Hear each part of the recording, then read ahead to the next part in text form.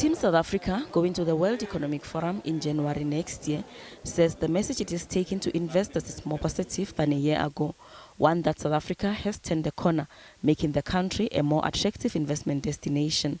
The country is no longer on the Financial Action Task Force's grey list. It got a ratings upgrade and structural economic reforms are being addressed to boost economic growth. The critical message that has been driven for Davos next year is that visible delivery is the currency of who we are as Destination South Africa.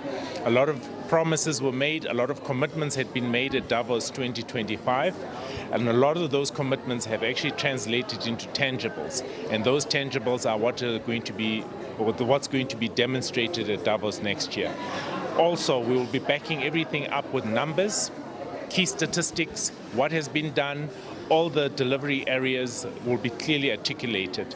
We're also taking from some of the outcomes from the G20 and the B20 this year.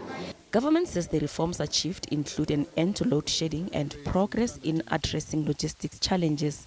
There is significant evidence that the largest logistics reform in a century is already achieving results. We're moving 174 million tons of freight on the Transnet network this year. We're loading and unloading ships in 60 hours, close to the international benchmark of 50 hours.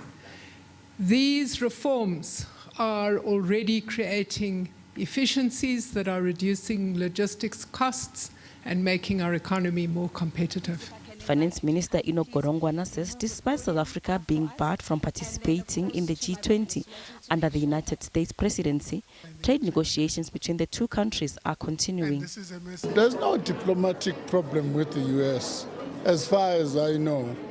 They are in the process of appointing their ambassador to South Africa.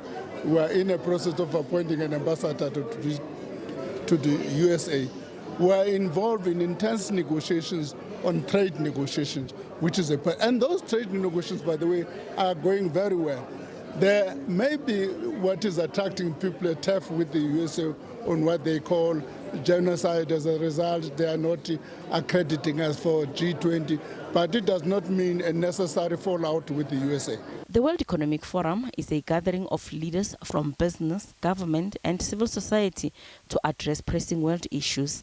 The meeting will take place in Davos, Switzerland next month. Gloria Sefako Musi, SABC News, Johannesburg.